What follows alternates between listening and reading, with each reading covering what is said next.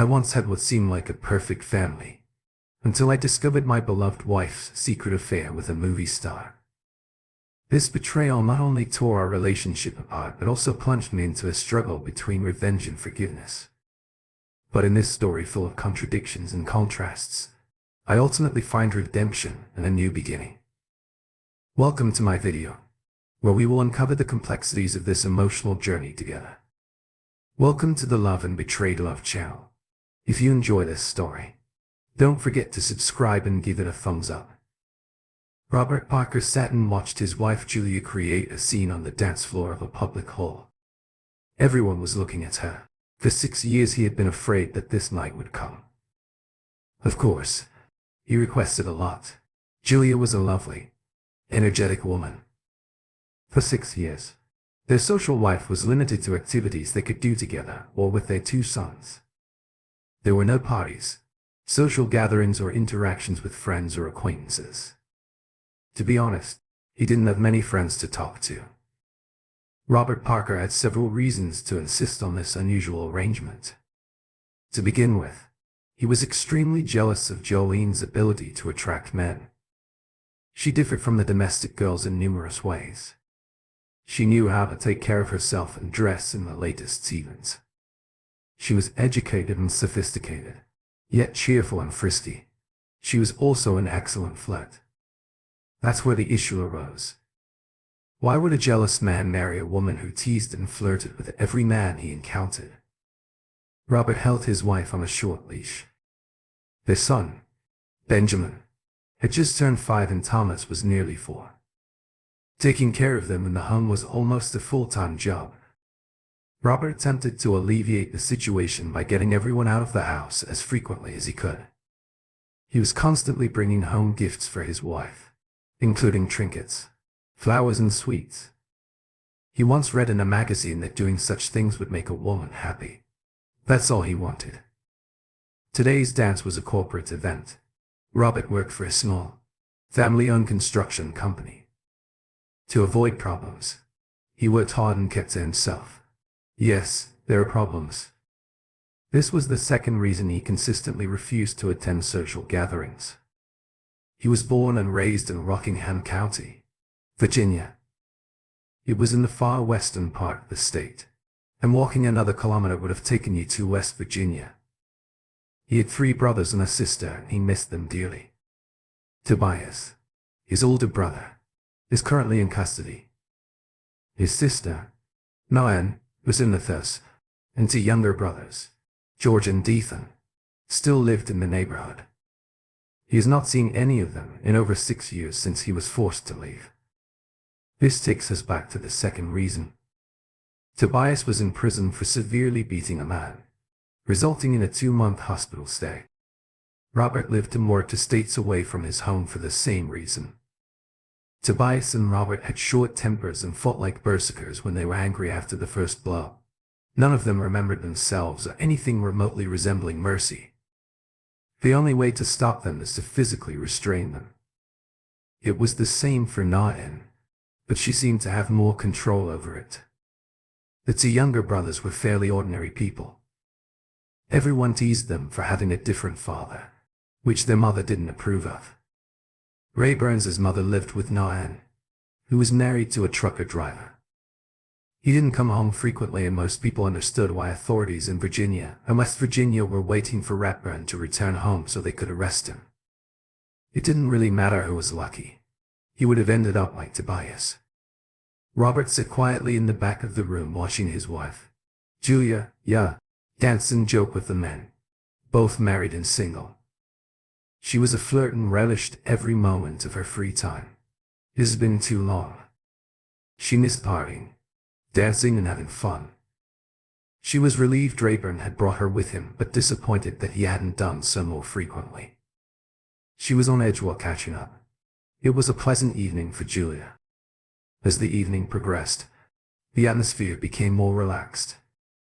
Robert watched as the guys took some initiative towards his wife. They appeared to be testing their limits with her. She kept them under control most of the time while remaining pleasant.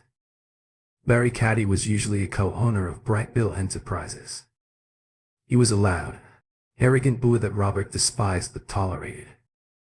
Because he was the boss, it was critical to earn a living while also keep a low profile. As the evening progressed, Barry's hand movements became more inventive and creative. It was a slow dance and Barry had his hands around Jolene's ass. She didn't protest and continued dancing as if nothing was wrong. Radburn clutched the empty, long-necked bottle tightly, but it refused to break. Robert jumped up and threw the bottle across the room right at his boss. Fortunately, it hit Sid's shoulder rather than Jason's. The force was enough to cause the big man to drop to one knee and begin swearing. Julia turned around just in time to see her husband grab and drag her partner across the room. He got into position to start hitting the jerk who dared to grope his wife, but he never did. 3 men grabbed Robert and pulled the 2 men apart. "What the hell are you doing, idiot?" Carl stood up from the floor and shouted, "If you touch my wife again, fat bastard, I will rip your head off." "We were just dancing. She danced all evening." Many men danced with her, yes, but none of them touched her ass while doing so. "I had no problem allowing people to dance with her, but I won't let it go any further. You have crossed the line. You're crazy.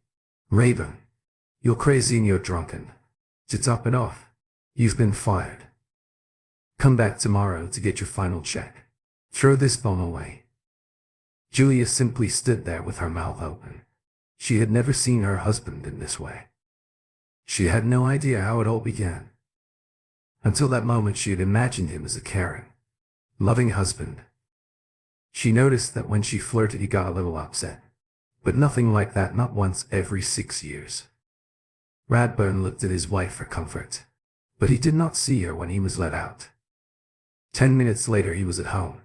He paid the babysitter and sat down on the couch. He wasn't drinking. He knew that wasn't the case and handed out the drinks for the night. He sat in a dark living room. The only light came from the kitchen. When he heard the car door slam, he knew someone had given his wife a ride home. He didn't bother to see who it was. "It, Barry. Okay. Thank you for making this evening unforgettable. I've never been so humiliated." "Thank you very much, Rayburn." She threw her cape on a chair and realized she had not received a response from her husband. "Have you heard me? Are you sleeping or are you so drunk that you can't think clearly?" "I am fine, and I see you arrived home safely. This is not because of you." Robert did not want to argue with her. He was sitting here because he did not want to be in bed when she arrived home. Unless, of course, she returned. "By the way, I gave you your job back. Return tomorrow as usual." "What the hell were you doing?"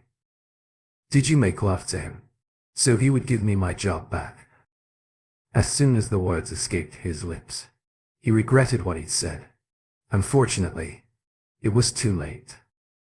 No, damn it. Julia was furious as she slammed the bedroom door. Her words had hurt him more than anything else in his life. He could tell she was furious, but she was unaware of the demons she had unleashed. Robert slept the night in his truck. After breakfast, Robert waited in the company parking lot until the payroll office opened. Waiting was bad because it allowed him to think. He kept replaying the events of the previous evening in his head. He always paused when it came to Jessica's confession or whatever. No, damn it. He observed Barry Core's actions. He drove up in his black Cadillac. Damn it, nobody rides them anymore. Finally, when he was confident that everything would be fine, he entered.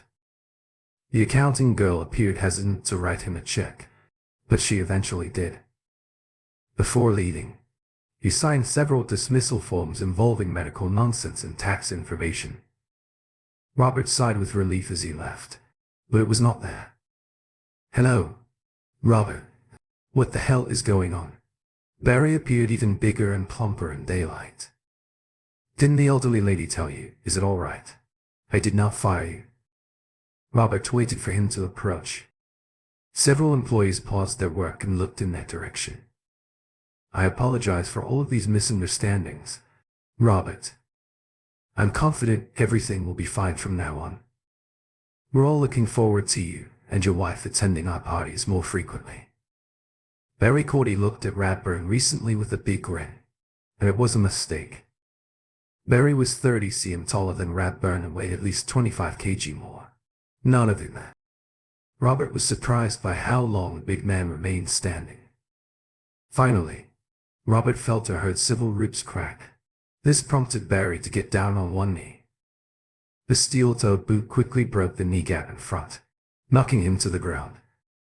The next target was Barry's exposed genitals, and when he rolled onto his back for cover, Radburn was already on his chest.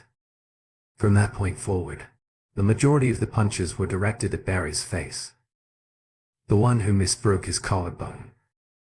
Robert was forced to act with his left arm after experiencing a sudden pain in his right collar. His face was a bloody mess by the time several workers dragged Robert away from the battered body. 2 of them were on the ground and then they all let him go as he walked towards his truck. A few people assisted, but the majority of them watched Robert in awe. None of them had ever seen such a sight.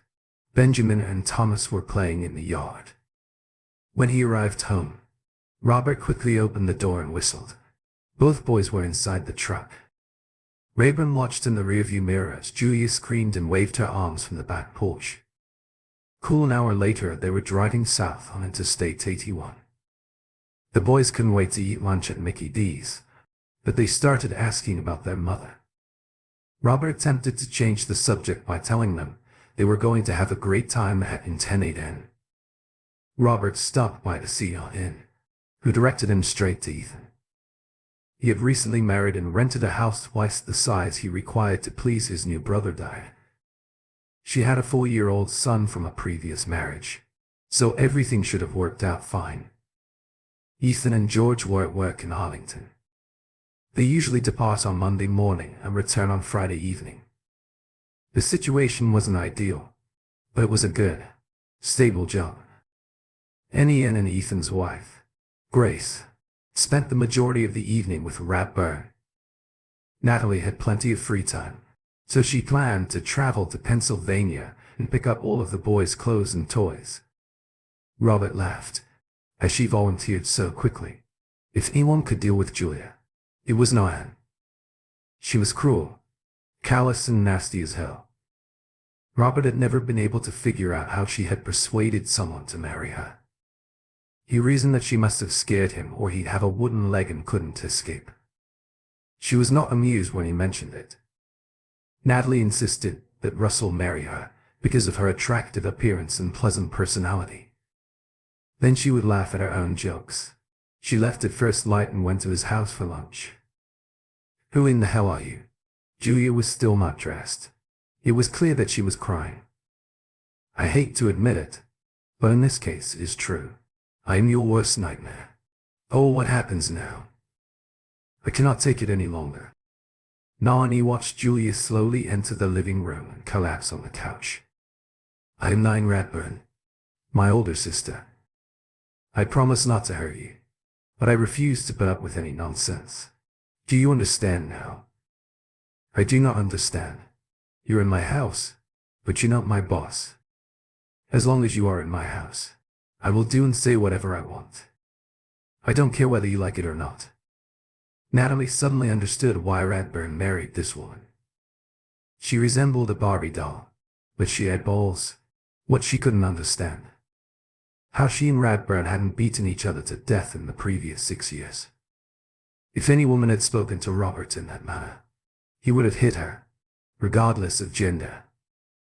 Robert's attitude towards this woman appears to have remained constant. "Julia, do you have anything we could eat for lunch?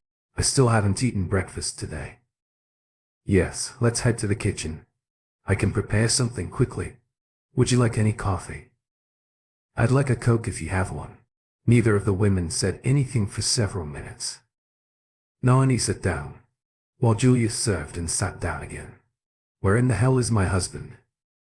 "Why do you care? He's my husband, and he has my children. Where are my kids with your husband?" "They're safe and happy, having a good time." "Where the hell is it?" "This is my home." "Please stop playing cute word games with me. They are at home in Rockingham County. Why? Because if he had stayed, he would have likely killed you. Why the hell would he want to kill me? You cheated on him. Wheatley. Men would never put up with such behavior. Dan. I don't understand why you're here right now.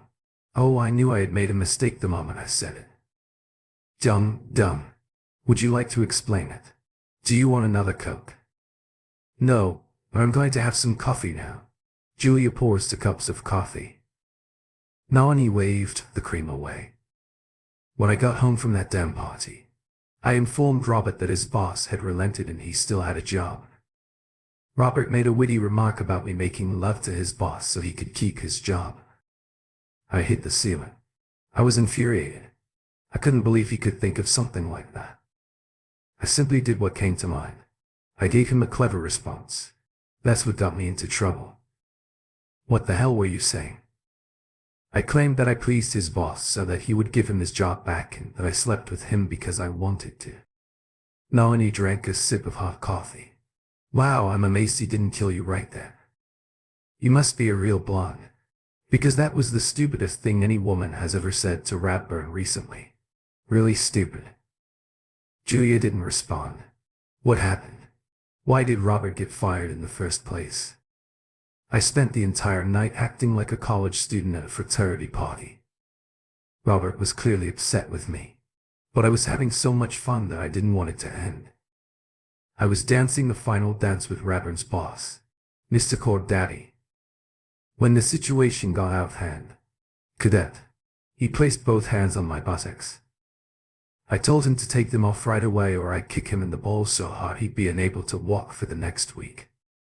I did not want to cause a scene. Well, I'm late. Before we knew it, Ratburn threw a beer bottle at Cy, hitting him in the shoulder from behind. I believe he was aiming at his head. Now it resembles my brother. One thing led to another, and Cordy fired Robert on the spot, fueled by rage. Robert left the party before things calmed down. I spoke with Mr. Cordy for about 10 minutes and he admitted that it was a bad decision on his part and Ratburn was justified in what he did. He stated that he could still keep his job and apologized to me. He also asked me to apologize to Ratburn for him. I did not have the chance. So you've never slept with this Courtney guy? The hell? No, I would never have considered cheating on Rayburn. Why did you claim you did it? I was furious. He just accused me of cheating. I will not stand for this from anyone, including him. Before I knew it, my mouth was spewing all of this and there was no turning back. I was the only person used that night. I did this to myself. Me and my large mouth. Julia picked up the empty cups. She appeared to be crying. Or at the very least, tears were in her eyes. What are you planning to do now? I do not know. Have you got any suggestions? You seem to know much more about Byrne than I do. Did you know he was wanted legally into states? What? No, I didn't realize that. What the hell did he do? Damn it. Girl, that is a stupid question. What exactly did he do to Barry Cordy yesterday morning? Oh my God. Cordy is not expected to be discharged from the hospital for at least 3 weeks. This is the Rayburn that we all love and admire. The 2 women sit silently for a few moments. He can't turn here now, can he? Can't he stay there too? That's correct. What the hell are we going to do? What do you mean by we? You're not one of Rayburn's favorite people right now. Oh, he does not know the truth. He has no way of knowing what actually happened. Damn, I messed up again. Listen, Julia, meeting you was very interesting. I enjoyed both the lunch and the conversation, but right now I need to pick up the kids' belongings and hit the road again. Can I come with you? Hell, no, are you trying to kill me? Can I get your phone number? I can do it, but do not expect me to take sides. Robert is my brother. Blood comes first. We have some money saved in the bank to buy a house. Rayburn, do you need money? I can get those for him. He's fine. He's with his family. He doesn't need anything. Keep the money. You might need it. 2 hours later, Nyan was on her way south. She arrived home just in time for dinner. There was a large family gathering that evening. Nyan told Robert what Julia had told her, but he wasn't convinced until she could prove otherwise. He was going to assume that what she said first in the heat of anger was correct. She told Nyan a far-fetched story. The main issue appeared to be what he was going to do next. He couldn't risk remaining where he was and couldn't return to Pennsylvania. Ethan had a friend who owned a log cabin construction company in Winchester, Tennessee. A quick phone call and one of the issues was resolved. Grace planned to keep Benjamin and Thomas at her place until Ratburn found a place to live. Grace made an excellent porridge. Natalie planned to bring them here and help. Ratburn set up the house as well as find a babysitter for the boys while Robert worked. Robert didn't plan to leave until Monday morning, so he had the entire weekend to spend with his family. Despite Rayburn's best efforts, he was unable to return home without being discovered. Someone recognized him, and the rumors quickly spread. It does not appear to have reached the ears of the law, but it has piqued the interest of several other individuals. Robert has recently established himself as a local legend. Anyone who wanted to be cool could quickly gain a reputation if they dealt with Rayburn. It was like a cheap western in which young shooters compete against older, more experienced ones. Only this time there weren't 6 shooters. To make matters worse, Julia spent the entire day driving around looking for her husband and bringing him back to reality. The longer she drove, the crazier she got. She was very angry when she arrived in Rockingham County. The wait list settled in with plenty of cold beer and to grills for ribs and hamburgers. The plan was to maintain a low profile and enjoy the weekend. Everything was fine until the initial phone call. Heath answered the telephone. He was laughing as he hung up the phone, which naturally drew everyone's attention. "Damn it, Fletch. What the hell is funny about that?" And Ian spoke up first. He chuckled slightly before speaking. Deanie from the Grist Mill bar added that there was only one angry blonde who wanted to know where she could find Ratburn Watley. It appears that she is going around all the bars looking for her husband, and she's talking very loudly about it. He claimed it sounded like she was being obnoxious on purpose, just to tease you. Nyan, is this something my wife would do? Natalie couldn't help but laugh. Damn right. She will make a fuss until she finds you. I believe this woman is in love. Rayburn. I think she's insane. You are well aware that the law will find out about this and we will have problems. The tone of the conversation at the table was ambiguous, but the majority found it amusing. This continued until the following phone call. They all watched Ethan until he finished, then waited for him to explain what was happening. Rayburn, do you remember someone named R.B. as Griffith from Page County? Yes, a tough man who lived east of Luray. Well, my good brother is looking for you as well. It looks like your wife and Lubby Griffiths are almost certainly going to be in the same place and time tonight. There was a moment of silence in the room. Rayburn finally got up and placed his beer bottle on the table. Please excuse me for a few minutes while I go find my loving wife. Ethan and George did not want to miss anything that was about to happen, but Rayburn motioned them to sit down. However, he made it clear that he wanted Nyan to accompany him. He spotted Jason's car in front of Wet Willie's bar. He parked in the back and he and Nyan entered through the side door. It was a Saturday night at a country bar, but you could barely hear a thing except the people were conversing in the center of the dance floor. Julia stood face to face with R.B. Griffith. Of course, he had to bend over slightly to straighten out the position. R.G. Griffith was big and fat. Being overweight can be advantageous or disadvantageous, depending on your perspective. Ratburn and Nyan approached slowly. Everyone was focused on the couple waiting for something to happen. You put a finger on my husband.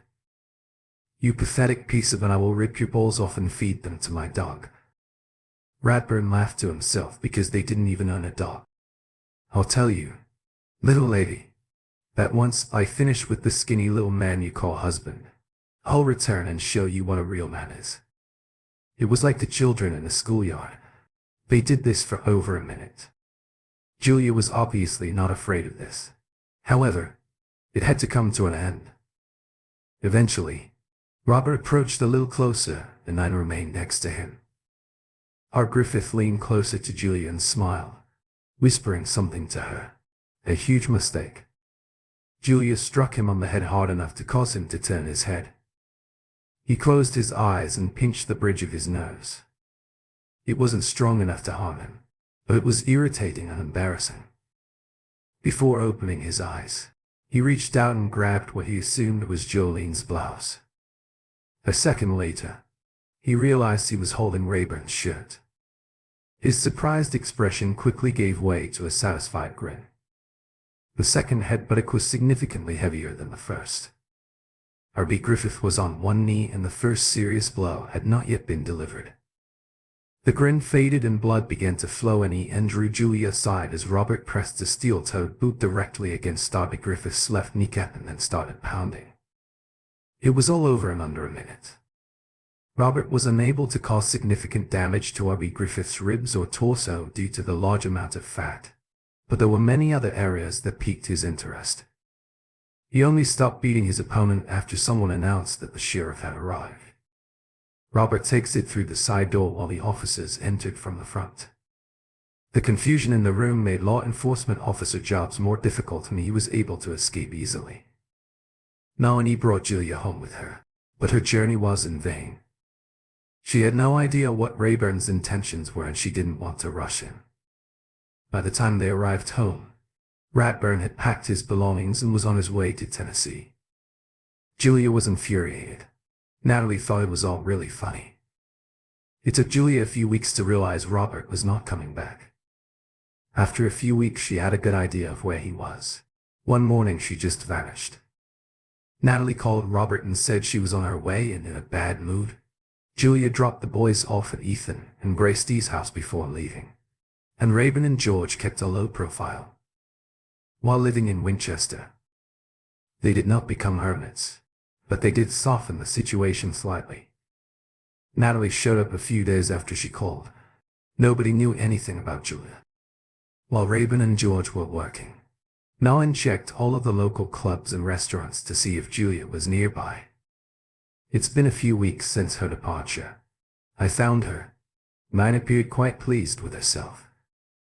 Don't you want to tell us about this? Robert seemed more concerned than pleased. She's staying in a trailer park near Bad Idea with a biker named Dylan. They appear to have developed strong feelings for one another. She's very open about the fact that she's looking for you. She walks a lot. Their favorite hangout is a bar called the Monkey House. Owen works as a trainer for a gym in downtown Winchester. He considers himself a tough guy and a biker, despite not belonging to the club. That's good to hear. But what do I do now? This happened when I was in the first or second year of junior high school. But Vida was about 13 years old. I grew up in the drug side. You'll need to talk to her sometime. You may as well do it now. George placed 3 bottles of beer on the table. Rayburn, George and Nain remained on the sidelines. The Monkey House was small, but there were many people there. They did not try to hide, and they succeeded. Julia arrived with a large man, who must have been Owen. He was large and solid. This guy did not have a beer belly. She was all over him, which usually irritated Rayburn. 10 minutes later, she noticed him and focused her attention on Owen. Now that she knew he was present, she was doing it to irritate him. It worked. Julia went to the bar and grabbed 3 bottles of beer. Owen just stood at the opposite end of the room watching her approach. Damn, if he isn't my husband and his devoted family. I'm amazed that I found you here. She put a bottle of beer in front of each of them. What do you want, Julia?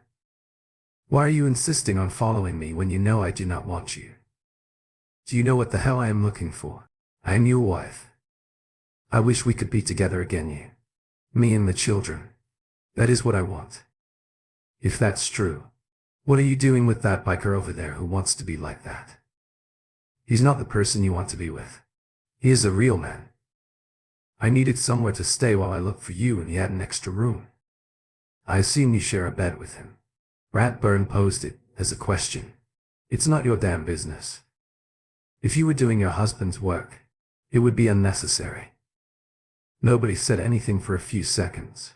"How are my kids?" "No, Anne. Is Grace T still caring for them instead of me?" There was still no response. She eventually became angry and returned to her new friend. Everything was quiet for a while. They chose to finish their beer and leave. They had seen everything they wanted to see. That's when everything went to hell. Robert appeared to stumble as they got out of their chairs. He was slightly inebriated, and it was difficult for him to walk or even stand. And Aiden and George did not notice it. He was still mobile but less active than usual.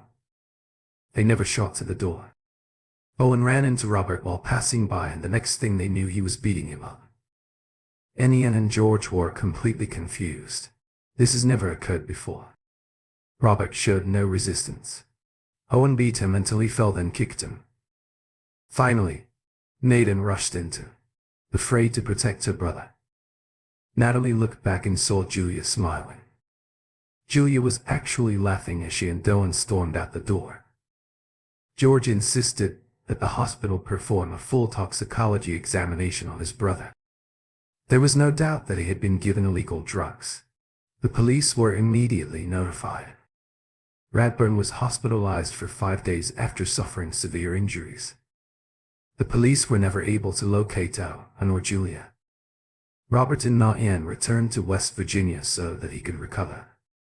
For some reason, local law enforcement on both sides of the state line did not bother him. Raven has never exercised because of his hard work. He naturally has a low body fat percentage and a muscular physique. Now everything has changed. Nine quickly realized that therapy and exercise were essential for Raven's recovery, and she made certain that he received both. Luckily, there were no major issues. After a few months, he was back to normal or even recovered. He was about to return to Winchester when they received the call. "George, what's happening?" "This happened when I was in the first or second year of junior high school. Befida was about 13 years old. I grew up in the drug side." "Just a little bit of news that I thought you might find interesting. It appears Owen and your wife left for this morning. They're on his motorcycle, so I'm guessing it will take about 3 days. Were they at Winchester now?"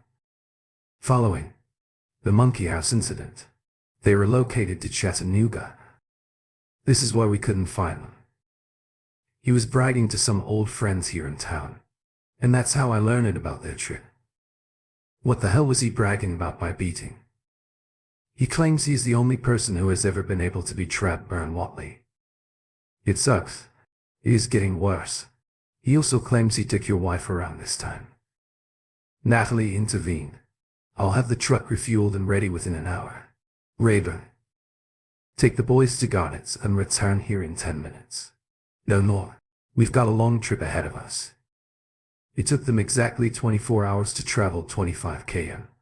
Natalie was able to rent a room in Deadwood. It was close enough for what they needed to accomplish. You simply can't compete with a crowd of 500,000 people. The majority of the first day was spent sleeping and recharging the body. They had no idea where to look or how to do it, because most of the city was closed to all modes of transportation except motorcycles. They were forced to walk almost everywhere. Natalie found amusing, but Robert became enraged. On the first day, they searched for 10 hours without success. The second day did not begin any better.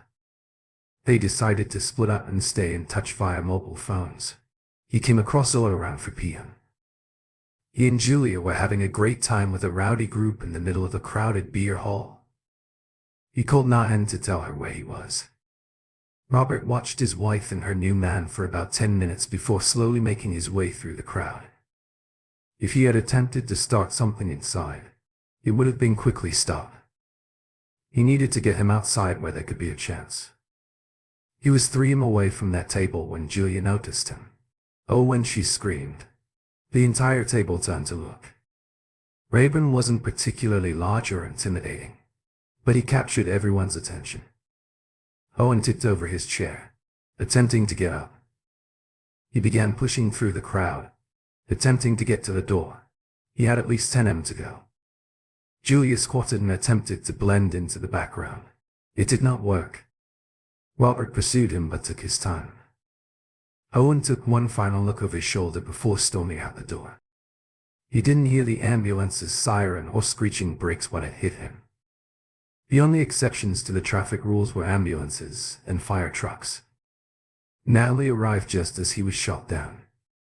By this point the real commotion had begun and Julia quickly kneeled down next to her escort. The ambulance crew did a good job of solving the problem, but she was still looking for Robert in the crowd. She then noticed Nathan next to her. She was forced to make a decision, so in the confusion she slipped through the crowd. Natalie followed her as she vanished into the van lot. Owen was hit directly by ambulance, resulting into broken legs. Rayburn watched calmly as the ambulance crew loaded Owen and another patient into the car's back seat. He was amazed that they could fit two stretchers in there at the same time. It's been a long road here and he hasn't received a single injection. 10 minutes later, Nathan returned. Have you lost her? No, are you going to tell me what's happening? Not until I have a cold beer.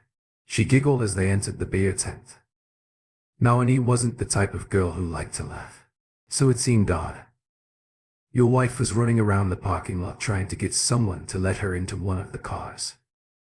The majority of them were empty. She eventually found a couple of guys who apparently agreed to let her hide in their van. I waved to one of them and he approached with a smile on his face. However, this was not what he had expected. My Spanish was terrible, but in the end I offered him aid if he agreed to take Julia with him. When they left, Nathan drank half the beer in one go. Where were they going? I do not know. I didn't ask, but the logo on the side of the van read Diablo to Herzi. They both laughed about it. By the way, you owe me 800. When they returned, they found a large red cargo trailer parked outside the motel. Ian informed Russell of her location, but she didn't expect him to show up. Ratburn left Nathan and Russell in the room and went to the Legends of Deadwood Steakhouse. Robert ordered a large rye pie but was unable to finish it. Robert returned to the room and found his sister and her husband still there. So he got comfortable in the pickup truck and tried to get some sleep. He didn't seem afraid of her. Robert awoke from his light sleep when he heard a knock on the truck window. He thought he was finished with Nathan and Russell, but he was mistaken. A girl in her 20s dressed like a real biker. I am not interested in this drive about a half-kilometer to the truck stop. I am not a cheater. Damn it. I just want to ask you a question. I think Ratburn irritated her what I noticed. You have Virginia plates on your truck. Will you go back there? Yes, I need a ride to Harrisburg. Robert's eye gasped briefly and exited the truck. He walked away after waving his hand toward the motel dining room. She picked up her backpack and followed him. Would you like any coffee? He received a nod, but nothing more. When the waitress approached the table, she leaned over and whispered, "Can I get another burger?" Robert added a large plate of French fries to the order before introducing himself. My name is Ratburn. What is your name? Wendy Stevens. How did you arrive here? Wendy. One of the guys I work with convinced me that we'd have a great time at the rally. He may be having a good time, but I'm not. Some may find it amusing to spend 2 days on the back of a tent, but I do not. He did not even get a motel room. I refused to stay another night in a camping tent. Is this all? No, that jerk offered to share me with his new motorcycle buddies. That's when I decided I needed to leave. Wendy devoured the burger like she hadn't eaten in days. She also did a good job with French fries. She was neither thin nor overweight. She looks more like a farmer who has been fed corn around this time. Natalie and Russell entered. Robert introduced them to one another. Oh, I apologize. Wendy said I assumed you were traveling alone. Melanie beckoned to the waitress and said, "Hey, Chikai alone." "Now, Robert, if you don't mind, I'll go back with Russell. Actually, I'm going back with him." She found it funny. Russell just smiled. Thus ends another chapter in Rayburn's life. Ian and Russell didn't return to West Virginia for another 3 weeks. Owen spent 4 weeks in a hospital in Rapid City. His Harley vanished. While he was there, nobody else heard from Julia. Wendy and Rayburn's relationship grew stronger. During their journey home, it skyrocketed when they passed through Indiana and Wendy discovered his surname. Wheatlaw wasn't as a name to be reckoned with in Virginia. Priya teaches Wendy how to prepare oatmeal porridge. Here is the next story. I'm difficult to irritate. I'm a restrained and balanced man. But when it comes to my personal life, I cannot speak for myself. This is what happened. My wife's lover approached me at an event and told me right up front that he really liked my wife, especially in bed. My rage was unrestrained. "We've put you to the test so many times, you vile woman." Those were the final words I said to my wife, Caroline, whom I had loved for years before a brief encounter in divorce court several months later, but that is a story for another time. I never imagined our relationship would fall apart like this. We seemed destined to be together indefinitely. 7 years may not seem like much, but we seemed to be the ideal couple. I never doubted her loyalty until the moment I realized how foolish I had been. She shamelessly cheated with an actor while we were all at an awards ceremony in Cage, France. She worked at a prestigious agency that represented top-tier actors. It was there, my friends, that the path to temptation and the end of our marriage unfolded. It's beyond comprehension why they thought it was a good idea to include me in their Mediterranean trip. Perhaps they felt entitled and assumed I would simply accept whatever was presented to me. They were mistaken.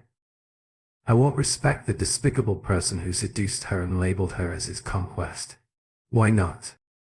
Because certain people had generously compensated me to keep their secrets, to protect him and remove her from my life for financial gain.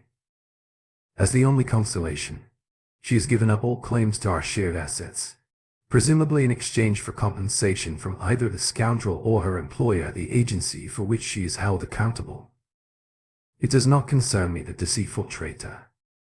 I have to mention this person to tell the story, but I'll call him Troy. Do you know any well-known actors named Troy? No, neither am I. So Troy. My apologies to any lesser-known teams who may take offense at not being recognized. I was offered $5 million to sign a non-disclosure agreement in exchange for getting rid of her, with no impact on our assets. It looked like a good deal. Sure, there was a personal cost, but the 5 million reasons to be practical outweighed it.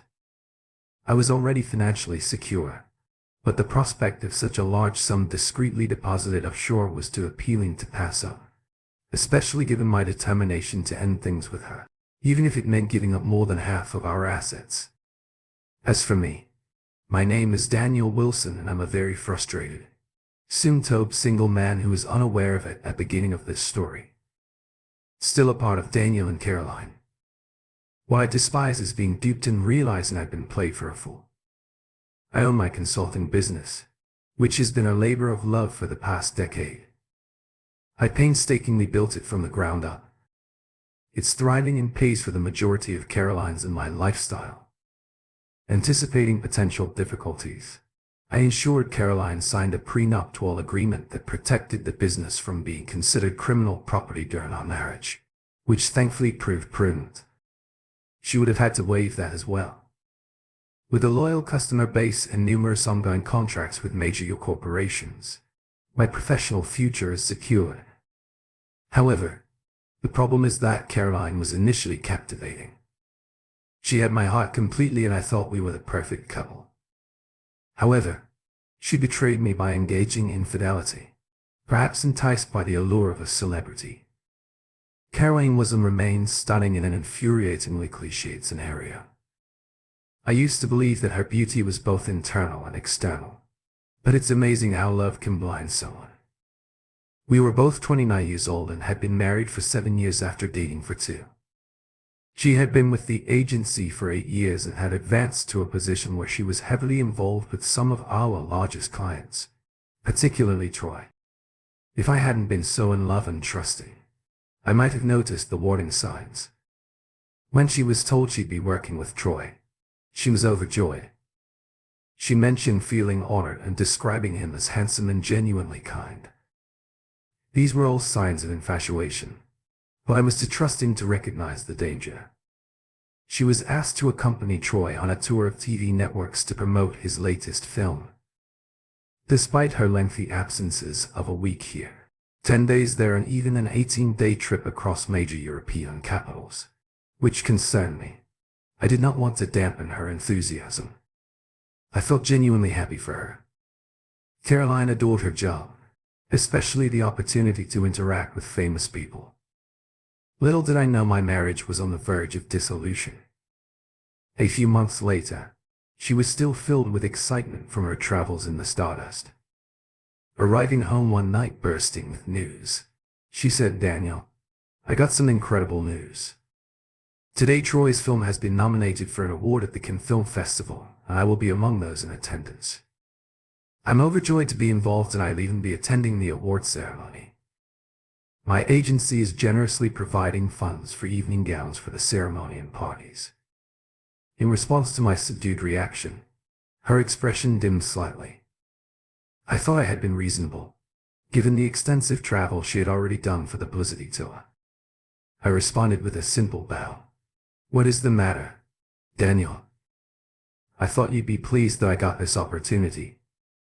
She spoke with a hint of sadness, but it did not dampen our spirits. "Caroline, it's just that I really missed you during your publicity tour. Being apart from you for more than 3 months, particularly those few weeks, was difficult," I explained. "But I understand it's part of your job, and I know you wanted it." I paused for a moment before continuing. "I just hope you'll have time for your husband after all of this." Caroline appeared hurt by my remark. She appeared to want to argue but remained silent. The lack of objection from her initially made me wonder if there was more going on than I realized. My suspicions were short-lived, as she surprised me the next day by informing me that the agency would pay for my travel expenses as token of appreciation for the time I had allowed her to be away from home for the past few months. She mentioned that it would be a 2-week trip with all expenses paid and for straight accommodations provided at no cost to me, if I could spare some time away from my business. Without hesitation, I agreed that a complimentary trip to France was an opportunity that couldn't be missed. I rescheduled a few appointments, agreed to work remotely with some clients, and made other arrangements to clear my schedule. If I had known then what I know now, I would have preferred to stay at home, but I'd still have thought I had a faithful wife. Every dark cloud has a silver lining, even if it seems like a bad situation at the time. So we set out on a journey to France, specifically to the beautiful town of Cannes on the French Riviera, the first located along the coast from Monaco, and the bustling city of Annecy is typically held in May and lasts 11 or 12 days.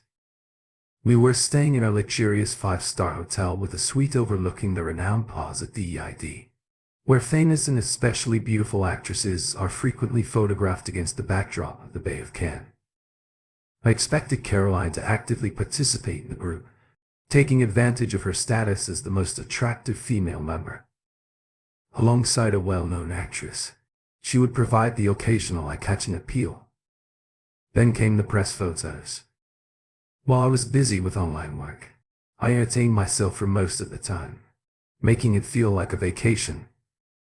My interactions would send you a brief, and I wasn't too concerned. I expressed her admiration for the team, which she stated stemmed from her time with a celebrity, but it was ultimately just part of her job. My first genuine concern in the world occurred when she returned to the suite to prepare for what was supposed to be an afternoon of publicity photo shoots at the beach. Essentially, she was meant to be a decorative addition to the main cast. We had been there for 5 days and everything was going as usual when she emerged from the bathroom, wearing what I'm afraid to call clothes. In fact, it appeared to be a few strands of dental floss strewn on top of each other, barely covering anything. The only thing covering her was a small piece of cloth which was partially opaque. It was obvious that getting what would reveal everything she had to offer. I was taken aback. I had never seen it before. What on earth is that? Caroline, are you really going out in public dressed like that? I exclaimed in disbelief. Where did you get those? It is a gift from Troy. He said it would make the first photo stand out. This is part of my job here. Daniel, please don't blow it out of proportion. She responded, looking ashamed, but with no intention of changing. Damn it, Caroline, I don't want half of friends, let alone our friends, back home to see you wearing that outfit. You resemble an adult film actress. I blurted out before fully considering my words. After my remark, she grabbed something and dashed out. I decided to leave her alone, focus on my work, and order a simple lunch to our room via room service. I ate dinner on a small terrace overlooking the beach and happened to notice Caroline and her company happily posing for numerous photographers, both professionals and amateurs, from outdoors about 30 m away. Everything that happened there was clearly visible, but my wife's perspective was the most provocative. It was also clear that she was going straight for Troy. I saw him wrap his arm around her waist several times, which made me uncomfortable, but wasn't necessarily indicative of anything inappropriate. Despite my discomfort, I continued to observe as the photo shoot concludes, with some, including Caroline and Troy, heading for the sea and others returning to the hotel. The distance from the embankment to the sea was short, so I could easily see what was going on from my observation post. Again, nothing suspicious was visible, but after they were in the water I noticed she was walking back along the beach with his arm around her waist the entire time. I wasn't happy with what I saw. It reminded me of what one would expect from lovers, but fell short of the standards of a devoted husband for the first time. I had genuine concerns about my marriage. My mood did not improve when she returned to the room after another 45 minutes. She appeared completely innocent, as if she could not be guilty of anything. I furrowed my brow and shrugged. "What is the matter?" she inquired, puzzled by my reaction. "What is wrong?" I looked at her thoughtfully, my gaze fixed on her appearance and what I had recently witnessed. So I began. "Let me describe the problem in general terms. First and foremost, your body is clearly visible to the entire country of France, whatever you call it. Obviously, the entire population can see my wife's body as a whole." Then she interrupted me and said, "Don't be so tense. JF, this is Europe. No one is concerned about this. Nobody cares. Furthermore, I thought it might please you. We've been separated for so long this year. Then I decided to wear it for you." I stood firm in my opinion. "Caroline, Troy purchased this for you. Wear it for him." "Wear it ill for what?" "Not for me. Besides, I saw you and Troy walking down the beach. He was constantly hugging you, holding you close to him. It is as if that weren't enough. You returned to the hotel 45 minutes before arriving here. Where have you been?" She invoked decency once more before responding. "What are you implying? Daniel, what are your accusations against me? You understand that this is strictly professional, don't you, Daniel? I'm simply fulfilling my responsibilities. Troy may be attractive, but that's where it ends. There is nothing more to it. Darling, I'm focused on my work. I've decided to hold my tongue." I suppose the explanation was plausible, but it was evidence that she had spent a lot of time with Troy and their comfort level was obvious. You see, she is so good at her job that she is willing to accept a large bonus for managing Troy's affairs. This event marked the completion of a movie project, possibly in a month. I regret ever doubting her.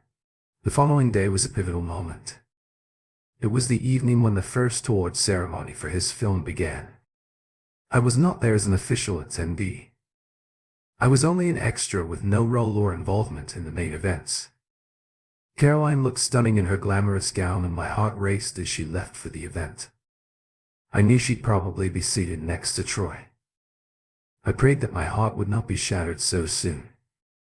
The first had received extensive coverage on French television, so it didn't take long for me to notice that Caroline was not only seated next to Troy, but also appeared to be leaning towards him. My concerns only grew. Troy ended up winning an award, and I got a text inviting me to the afterparty. That's when everything went wrong. It started off well enough, with a few drinks escalating into many. As midnight approached, some people began to disperse, and I noticed Caroline walking towards the restroom. Troy, surprised, irritated me by approaching me for the first time. We had never spoken before, and I doubted we had any common ground. However, with his opening statement, I realized we had something in common: sleeping with my wife. Hello, Daniel Ray. You've got an amazing wife. You're a lucky guy. You're extremely lucky. For the past few months, she's been the only one who has helped me relax. Thank you, bro. He said he clearly drank too much, because how else would you explain this prank? I had a strong desire to confront him physically. I'm a big guy, about 25 pounds heavier and 3 inches taller, and I was filled with rage. However, I wanted to know more about it. So with great difficulty I asked him, interesting. Troy, how long have you spent time together like this? I maintained a sober demeanor while he was clearly drunk and enjoying his bragging rights. Oh, he boasted. Shortly after we began the promotional tour, I'm sure I've been in bed with him about 30 times. Oh, you understand what she's doing. You would undoubtedly envy me. I'm not sure if she tried it with you, and she probably wouldn't have if it wasn't for me. So you still own me? From the corner of my eye, I noticed she was approaching, but I chose not to pay attention to her, hoping she would hear what we were about to discuss next. Troy did not notice her presence, so I turned to face him. Okay, Troy, thank you for confirming that my wife is just another promiscuous woman. Don't you want rid of her? Face changed when she heard my question, and she burst into tears when she heard his response. No way, isn't it, Fess? Buddy, you can keep her to yourself. I can find a woman like your wife anywhere, anytime. She is good as a woman, but nothing else. Why would I be drawn to a woman like her? Nobody. You are in charge of her, but thank you for letting me. It's time. She only needs a few meetings. I could hear her sobbing repeatedly. No, that is not how it should be. When I looked at her and shook my head, I turned back to Troy and said I don't need her either, and then I hit him once, knocking him to the ground. Shortly thereafter, the local police handcuffed me and took me away. Looking back, I noticed Caroline was assisting with the move, seeking medical attention for his clearly damaged nose. How gentle.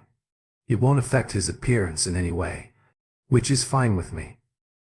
As the aggrieved husband, I punched him and knocked him down, and I ended up getting arrested. The police couldn't allow members of the public to attack famous actors. I didn't speak French, so they provided an interpreter, and the police questioned me in his presence. This happened at 9 a.m.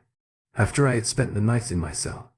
The police asked the interpreter about the incident that led to my assault on a well-known actor. I declined to answer and asked to speak with a lawyer before responding to any questions. They acknowledged my right to legal representation, but returned me to the cell to avoid contact with a lawyer. Approximately an hour later, I was informed that my wife had arrived to see me, but I refused to speak with her. It was reminiscent of a scene from the Panther films, with a Frenchman's nasal horn on horn, and they suddenly appeared to understand the situation. They told Caroline that I refused to speak with her and requested her departure soon after a police officer brought me coffee and a croissant, exclaiming moaning while gesturing understandingly and sympathetically with a touch to his nose. About 30 minutes later, two events happened almost simultaneously. Miss Philippa Blank, a French attorney, was ushered in to meet with me, and a representative from Caroline's agency also attempted to contact me. Miss LeBlanc suggested that we listen to the agency's proposal and, after some negotiations with the police, we agreed to meet privately. I confronted, eager for help, with my situation and an update on Roy's intentions. The agency sent their second-in-command to speak with me. Peter forgot that name. I couldn't help but find this amusingly appropriate for a specific object. Despite my initial amusement, I had met Peter briefly at a few company events and he struck me as a pleasant person. I waited for him to start the conversation. What a chaotic situation. Daniel, did you have any suspicions that there was something going on between them? Peter inquired. I shook my head in denial, not a clue, until I saw them together on the beach yesterday. Peter, I never thought she'd do such a thing. I believed our relationship was solid. Did your team know anything about this? I'll be honest, Daniel, I sympathize with you. Some people in our circles had suspicions, but it wasn't until much later in the game, just before the whole mess began. Off the record, and I'm speaking strictly on a personal level, I genuinely apologize. Daniel, I witnessed your altercation and I have to admit off the record that when you put him down I couldn't help but smile. He could use a lesson in humility. Peter said with a smile. Yes, Peter was a good person. Daniel, do you have any ideas for what you want to happen in ideal scenario? Yes, I wish I could simply eliminate them both and move on, but I know that is unlikely anytime soon. What are your plans regarding Caroline? Do you work things out with her? No way. Peter, I intend to divorce her and do whatever it takes to bring both her and him down. Peter, I have no issues with you, but I believe you are a good lawyer who will handle this for me. If you propose holding the agency accountable, so be it.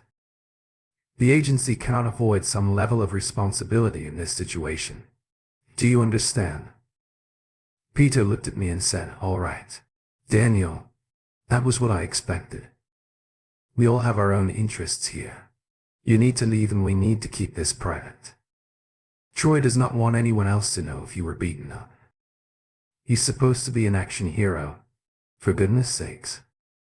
He went on to say that since he isn't filing charges, there will be no prosecution. Local politicians are eager to keep their festival in Tamersham, so you're off the hook. You have been informed. You understand that your friend is no longer necessary. All right. The lawyer left with a brief handshake, assured by Peter that the agency would cover his fees after receiving any mail at the address listed on Peter's business card. Let's get down to business. Daniel, are you set on divorcing? There is no chance of reconciliation. I understand if you are, but I want you to know that she still cares deeply for you. She simply became obsessed with a well-known actor. Trust me, she will be devastated. I really wish he had suffered for it. Peter, right now, I absolutely despise her. She showered that arrogant jerk with everything she had to offer before he boasted to me about being accurate. He received favors from me that I never extended her, intimacy for starters, and much more. I had mentioned it to her a few times over the years, but no one had responded. She gives herself over to that jerk. Okay, I understand your point. Daniel, I'll work hard to ensure that you get everything you need in the divorce settlement. She realizes that if she does not comply, she will face disgrace and unemployment. Daniel, I will also suggest to the board that they generously compensate you in exchange for your silence on the entire situation. With your consent, Daniel, I'm arranging for your departure and booking you on the next flight home. Is this acceptable to you? I nodded in agreement as he continued. Please trust me, Daniel. I'll make sure you come out of this situation as well as possible. I apologize. I know it sounds cliché, but I mean it sincerely. I give you my word, although we don't know each other very well. I consider myself a man of integrity. Before you leave, Daniel Sumi has asked me to request that you speak with her. She was unaware of my plans, but could you please speak with her before you leave this evening? Peter, I can.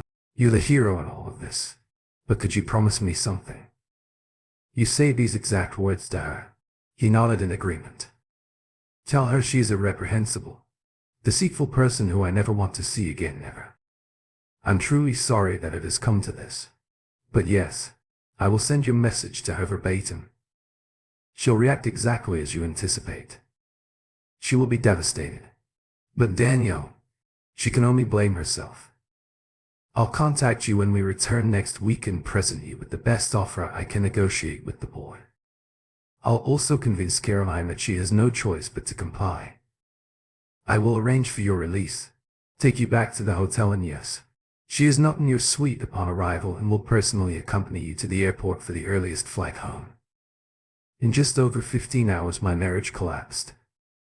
I was consumed with rage and hatred towards Caroline, and that jerk Troy for what they had done to me. Within another 15 hours I was back home feeling empty in both my body and my home. Without Caroline, I knew our relationship was irreparable. I couldn't bear to be here surrounded by memories. I intended to hit her hard during the divorce, ensuring she couldn't afford the rent. One of my first tasks was to notify the landlord that we would be leaving. Knowing Caroline would be in France for another week gave me plenty of time to handle banking issues such as savings, checking accounts, and credit and debit cards. Keeping busy with these tasks distracted me from the pain of betrayal and allowed me to focus on my divorce priorities. Despite Peter Longstaff's reputation as a nice guy, I needed to make sure the outcome favored me. Time passed and I soon received a call from Peter, who expressed his desire to meet and discuss the situation. He stated that he, along with the lawyer representing the board, wished to facilitate a quick and uncontested divorce. We met in my office, where Peter introduced the lawyer, who was accompanied by a pleasant woman named Genial Battle, affectionately known as Jeannie in the Bottle.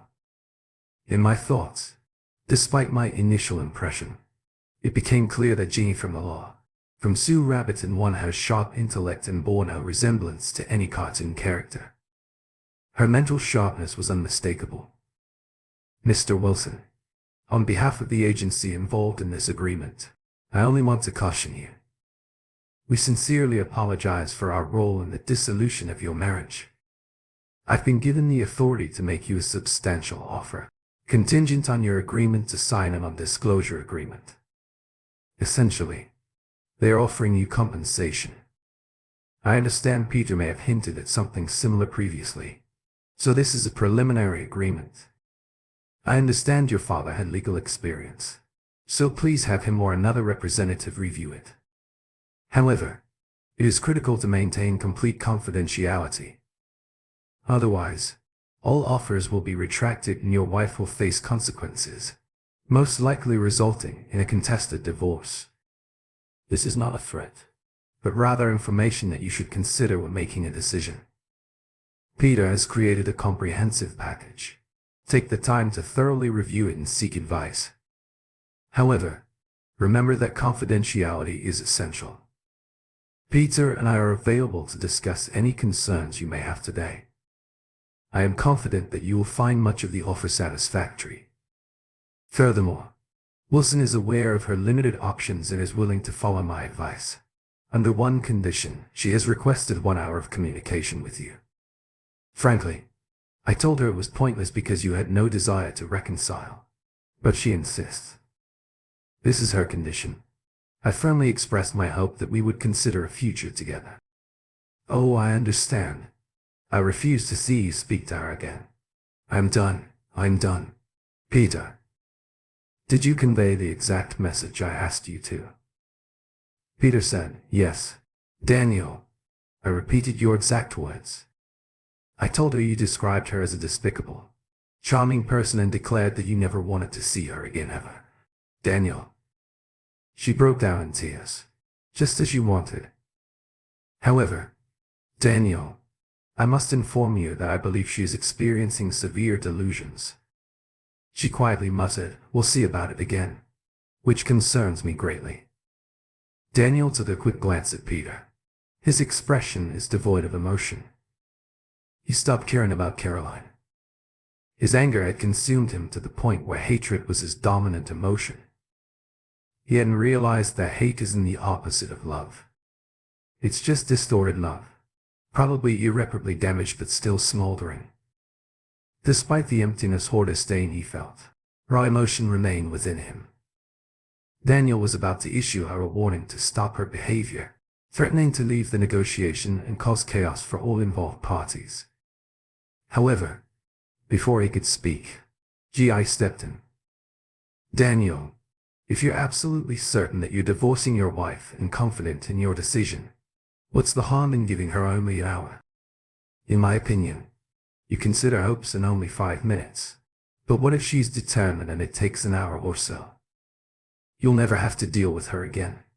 Presented in that manner, it didn't seem like a big deal.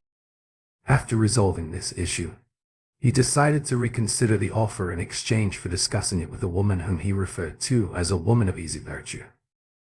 GIE gave him the written offer. It was not written as a formal legal document. Instead, it consisted of bullet points that served as a framework for the legal language that would be incorporated, agreed upon and signed off on by the agency and Mr. Daniel Others. W. In exchange for signing a mutually agreed upon non-disclosure version of this agreement, Mr. Wilson will receive $5 million as compensation for the distress caused by a client and an agency employee. 2. The agency offers this payment in full and final settlement of any claims arising from the aforementioned actions. 3 of the agency's clients referred to this team express regret for drunkenly disclosing details of his affair with Mr. Smooth, his wife. He has stated unequivocally that he will not pursue any legal action in relation to the physical altercation, admitting that he deserved at least what he received. For the agency will keep Mr. Wilson's current wife, Caroline Wilson, employed and compensate her for her share of joint assets, allowing her to be financially independent of Daniel Wilson. 5. Mrs. Wilson has agreed to help expedite a divorce based on irreconcilable differences in exchange for a maximum of 1 hour of Daniel SMI's time to discuss the reasons for the divorce. This meeting must take place no later than 2 weeks before the scheduled divorce court date. It's not too complicated, Daniel. We could all add layers to complicate matters, but everyone understands the importance of avoiding unnecessary drama. The truth is that there are no winners here other than you financially. Despite having lost a wife a moment of clarity, Daniel realized he couldn't expect more than what was on offer. He didn't need advice. He even agreed to see her for up to an hour, but made it clear that it wouldn't be a pleasant experience for her, who doubted she'd last more than 10 minutes. And instructed them to inform her that she could contact his office to schedule the meeting whenever she wanted to. Caroline attempted to visit Daniel in his office but was denied entry. She was, however, able to schedule an appointment using the intercom. Daniel informed her that he would only greet her for the agreed-upon single meeting and she could accept it or not. The next day she arrived 5 minutes early, only to be kept waiting until 3 p.m. before being allowed in. She tried to approach Daniel for a hug, but he quickly stopped her with a raised hand and spat out, "Don't put your finger on me. You disgraceful rich," spit out your words, making his anger tremble. June. The foolish woman had received a warning. She implored, tears streamed beaming down her face. "Oh, Daniel, what did I do? Has your heart become so hardened against me that even a small display of affection is unbearable? Daniel, we've had 9 years of love together. I am your wife. I love you. Please, Daniel Ray. I was a foolish girl who was obsessed with a movie star. I understand that my actions were wrong and selfish.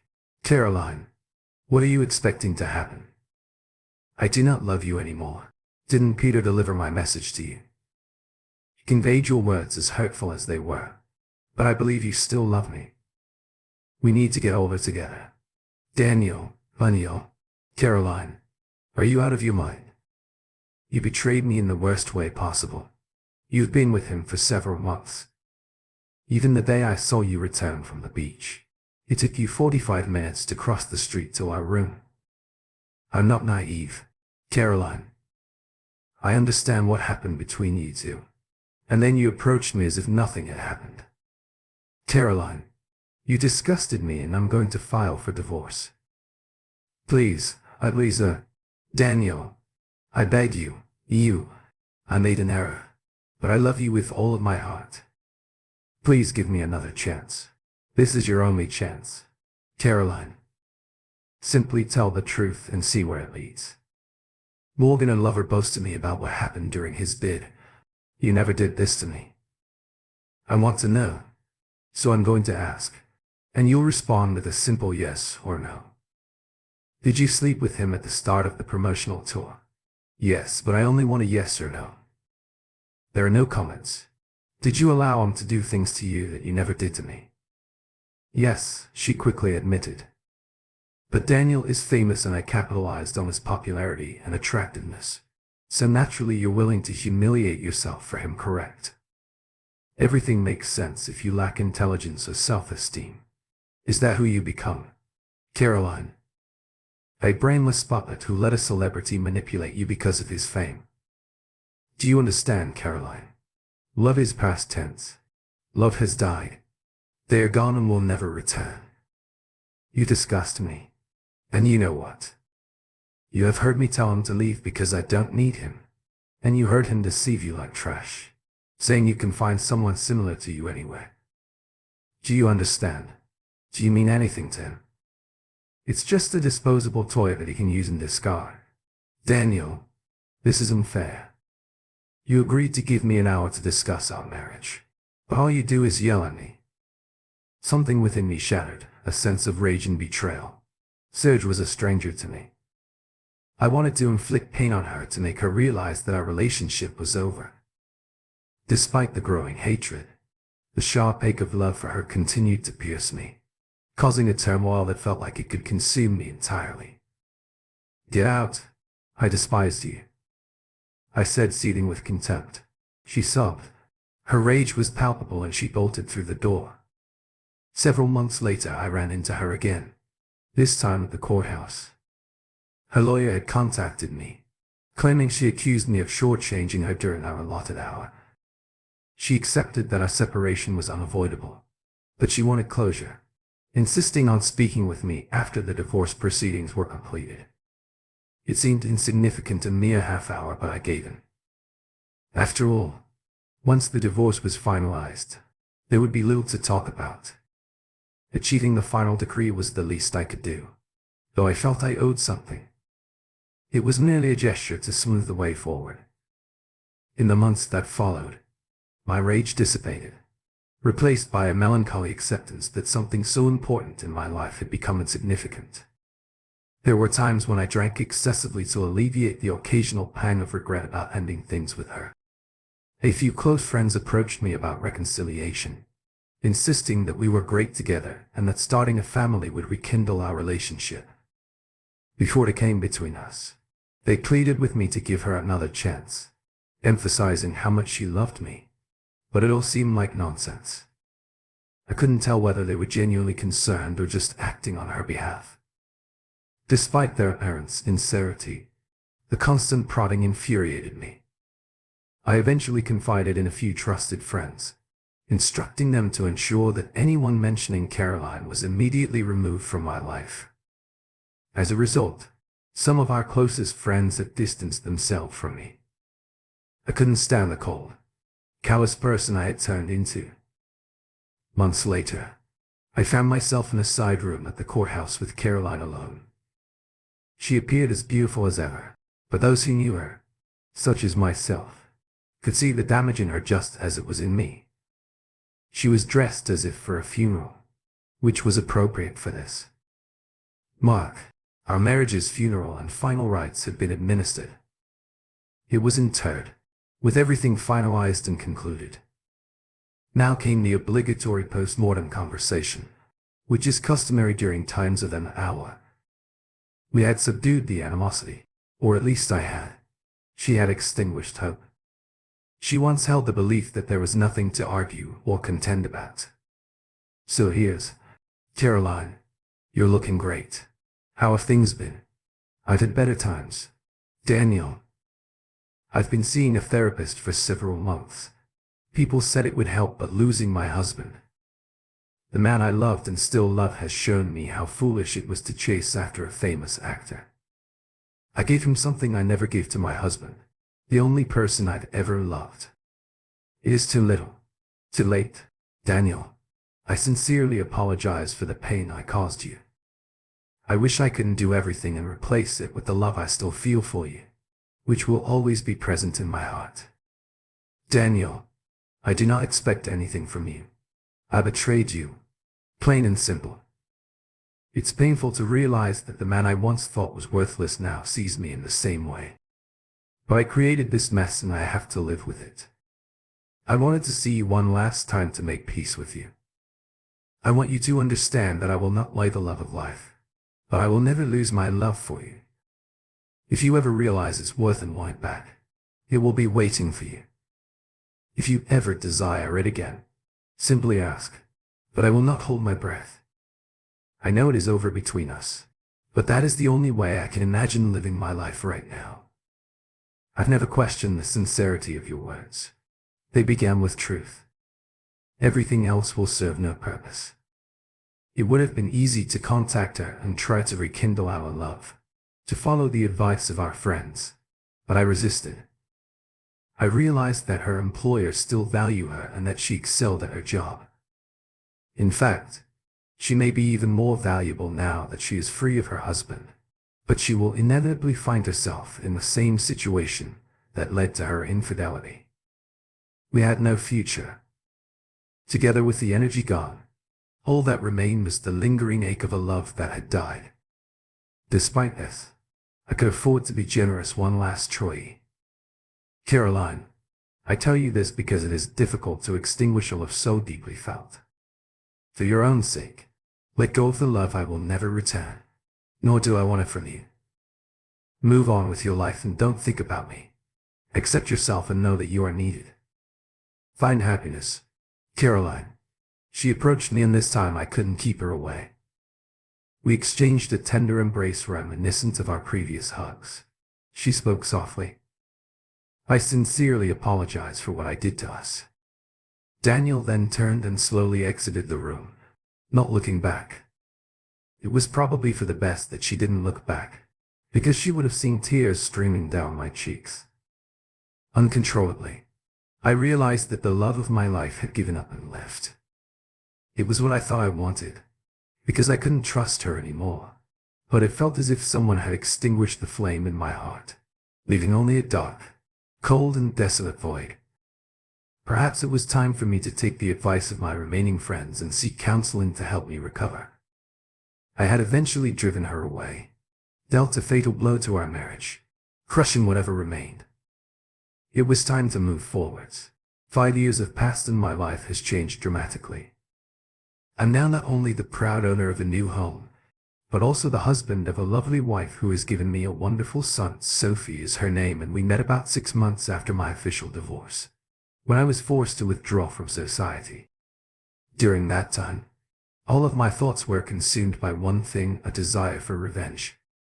I understood that the team that played a significant role in the breakdown of my marriage got off lightly, as evidenced by his admission of his error and apology to me and a few of my soul. Sophie was my lifeline. We met by chance and dated for a year before I proposed to her. Am I happy? Yes, that is more than I can say about the people who ruined my previous life. My ex-wife worked for a while before being caught having an affair with one of her co-workers, which happened at the worst possible time. Furthermore, after being given a second chance at work, she failed to perform her duties properly, so she was fired without remorse and sent off to the other end of the country. I'm not sure how she's doing, but based on the lack of news about her, it's unlikely to be good. As for the actor, it appears that he began to lose his former popularity because, after destroying my marriage, he managed to destroy several more marriages, resulting in a major scandal. According to rumors, he is currently suffering from serious health issues as a result of one of the women he spent time with not being completely clean. In the end, everyone received what they deserved and Cuban fulfilled its obligations. Life goes on. Thank you for tuning in. If you enjoyed this episode of the story, please give it a like. And don't forget to subscribe to get notifications for updates.